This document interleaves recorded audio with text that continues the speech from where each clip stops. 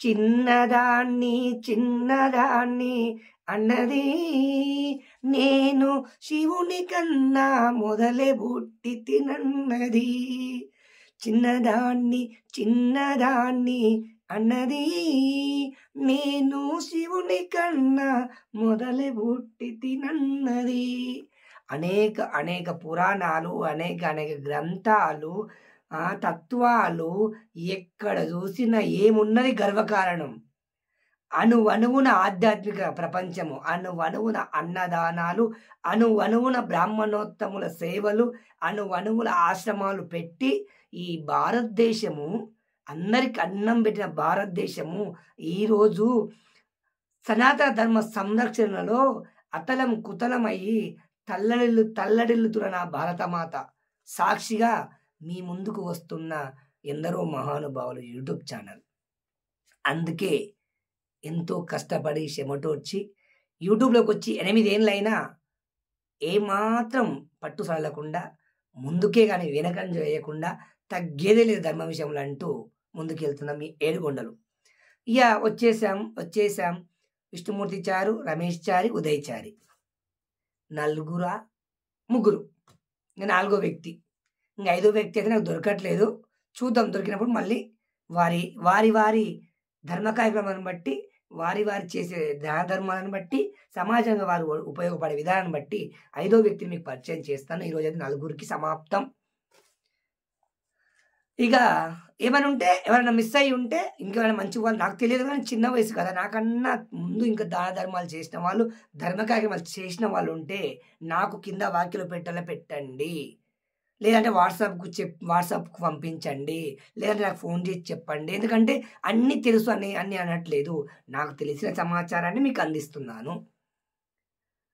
మరి ఇప్పుడు 4వ వ్యక్తి, రామ లక్ష్మణ జానకి జై బోలో హనుమానుకి, రామ లక్ష్మణ జానకి జై బోలో హనుమానికి, రామచంద్ర మహారాజ పరాత్పర కామ జనక శ్రీ రఘురామ. నాకు పెద్ద పాటలు రావండి, ఆయన పాడే ప్రయత్నం చేస్తాను. ఈ పాట పాడిన వ్యక్తి ఈరోజు నేను చాలా ఆనందంగా ఉన్నా. ఎందుకంటే ఈ మహానుభావుల గురించి నేను మాట్లాడే అవకాశం ఒక యూట్యూబ్ ఛానల్ ద్వారా చిరస్థాయిగా నిలిచిపోయే అవకాశం నాకు లభించినందుకు నేను ఎంతో ఆనందంగా ఉన్నాను. ఈ మధ్య కాలంలో రాంపురం వెంకటేశ్వర స్వామి ఆలయంలో భజన పోటీలలో 10,116 రూపాయలు గెలుచుకోవడానికి కారకులైన వారిలలో మరి అయ్యప్పచారి గారు కూడా, మరి వారు కూడా ఒక పాట, ఇదే పాట. అయ్యో నేను చెప్పేశాను కదా, నాకు తెలియకుండా అయ్యప్పచారి పేరు చెప్పేసి సరే పోనీ ఫ్లోలో అంటే అట్లా ఉబ్బికి వస్తుంది అనమాట. అయ్యప్పచారి గారు 4వ వ్యక్తిగా చెప్పేద్దాం. రాఘవాచారి అరుణమ్మ పుణ్య దంపతుల కుమారుడు అయ్యప్పచారి గారు. కొంచెం వీడియో పెద్దగా ఉంటుంది, ఏమనుకోవద్దు. మరి వాళ్ళకి తక్కువ చేసిన ఇలాంటి హెచ్చ క్వశ్చన్లు మాత్రం వేయకండి. అయితే రాఘవాచారి అరుణమ్మ పుణ్య దంపతుల కుమారుడు, మరి పెద్ద కుమారుడు అయ్యప్పచారి గారు. వారి సంతానం వచ్చేసి 4 బిడ్డలు, మరి దీప, నందిని, అయ్యప్పచారి, వాళ్ళ తమ్ముడు మణికంఠ. అని నాకు స్పష్టమైన అవగాహన కనుక చెప్పగలిగిన. మిగతా వాళ్ళు కొంచెం సందేహం ఉండే కనుక కొంతమంది పేరు చెప్పలేకపోయినా, ఇంకా అయ్యప్పచారి గురించి ఎంత చెప్పినా తక్కువే. ఏంది 7 గొండలు చెప్పు అంటే చెప్పడానికి వచ్చాను. వీడియో మాత్రం 10 దాటవచ్చు, 20 నిమిషాలు. తప్పకుండా చూడండి.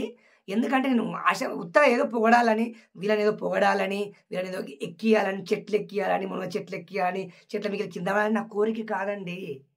ధర్మంలో రాసి పడ్డది.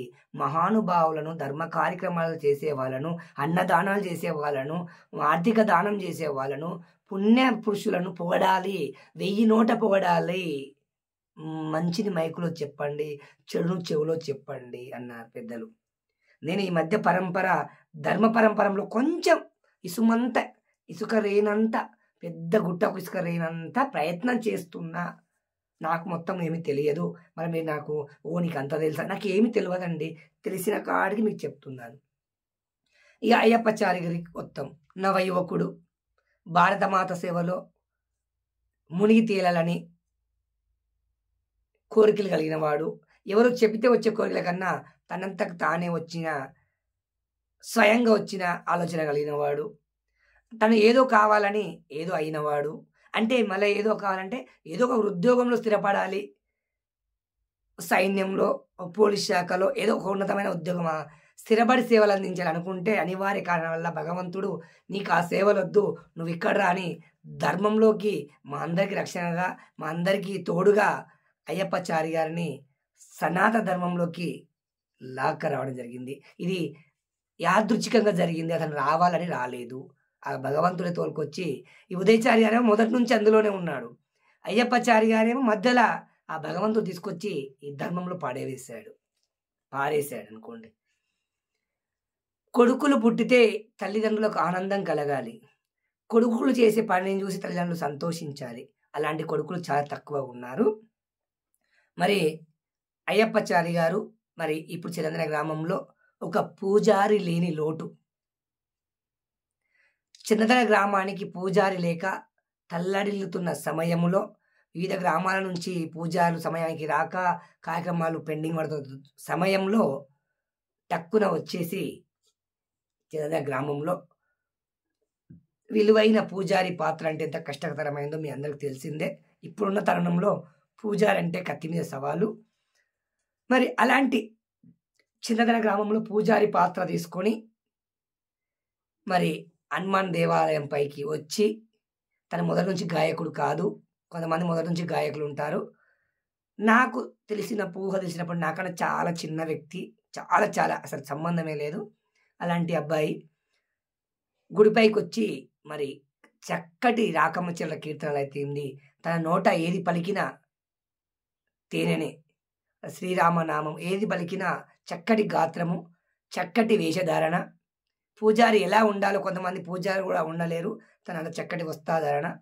మరి ఈరోజు మా ఊర్లో పూజారి లేని లోటు తీరుస్తూ ఆధ్యాత్మిక సేవలు అందిస్తున్న యువకుడు.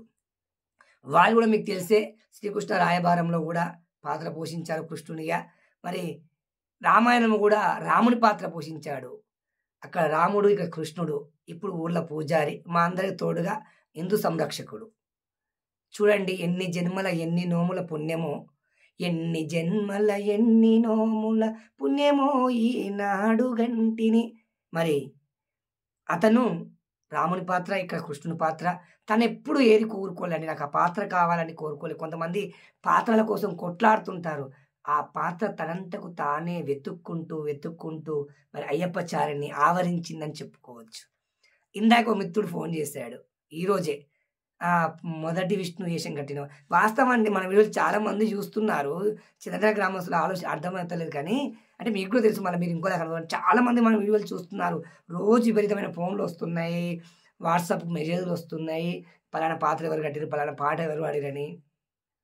మరి అయ్యప్పచారి గారు ఎందుకంటే సమయం ఎక్కువ అవుతుంది కనుక అయ్యప్పచారి రాముని పాత్ర, కృష్ణ పాత్ర కట్టి, పూజారి పాత్ర కట్టి, గతంలో బాలబాలికలకు ఏం పాట సంధ్యావేళ పాఠశాల నిర్వహించి మరి చాలామంది పిల్లలకు భగవద్గీత పారాయణం నేర్పించి, హనుమాన్ శ్లోకాలు పారాయణించి, భజన నేర్పించి, వివిధ గ్రామాలకు పోటీలు కూడా తీసుకెళ్ళి విజయబావుట ఎగిరేసిన వ్యక్తి ఎవరన్నారంటే తలకొండపల్లి మండలంలో మా మిత్రుడు, ఆప్త మిత్రుడు అయ్యప్పచారి గారు.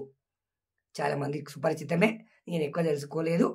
ఇక మరి అతను కూడా నేను విజ్ఞప్తి చేయాలి కదా, మీరు కూడా ఈ మధ్యకాలంలో వివాహం చేసుకున్నారు, మీరు కూడా వీరికి ప్రస్తుతం 2 సంతానం, మరి ఒక అబ్బాయి ఒక అమ్మాయి. మరి వారికి కూడా నేను విజ్ఞప్తి చేయడం ఏంటంటే, ఎందరో మహాన్ యూట్యూబ్ అందరూ చూస్తున్నారు కనుక మీరు కూడా మీ సేవలు ఇంకా చాలా కావాలి. వారంలో తప్పకుండా ఏదో ఇంపార్టెంట్ పని ఉంటేనే, నేను డుమ్మలు కొడితే పర్లేదు, నాదేం కాదు, మీరు డుమ్మలు కొట్టవద్దు, నేను కొట్టినా పర్లేదు, మళ్ళీ నన్ను పోటీ పెట్టుకోవద్దు. ఇంపార్టెంట్ అత్యవసరం అనుకుంటేనే డుమ్మలు కొట్టండి. మీ సేవలు ధర్మానికి చాలా అవసరము. మీరు కూడా ఎంతోమందికి దిశానిర్దేశం చేసే స్థానం ఉన్న వ్యక్తులు. మనకు ఇచ్చిన విద్యను 10 మందికి పంచాలి. మీరు చెబితే వినే పిల్లలు ఉన్నారు, మీరు చెబితే వినే పెద్దలు ఉన్నారు. ఎందుకంటే మీరు అలా సక్రమ మార్గంలో ఉన్నారు కనుక మీరు కూడా మరి ఎందరో మహానుభావులు యూట్యూబ్ ఛానల్ ద్వారా మిమ్మల్ని కూడా అభినందిస్తూ ధన్యవాదాలు తెలియజేసుకుంటాను. ధర్మం కోసం ప్రతిక్షణం ఉపయోగించండి. వీరు కూడా ఆ ధన రూపేణ, వస్తు రూపేణ, మాట రూపేణ, పత్తి రూపేణ అనేక ధార్మిక కార్యక్రమంలో పాలు పంచుకుంటారు. వీరు కూడా ఎందరో మహానుభావులు యూట్యూబ్ ఛానల్ తరపున ధన్యవాదాలు తెలియజేసుకుంటాను. 10 నిమిషాలు దాటిపోయింది. జై శ్రీరామ్. కింద వాక్యాలు పెట్టి ఉంటుంది, మీ వాక్యాలు కింద పెట్టండి. జై శ్రీరామ్.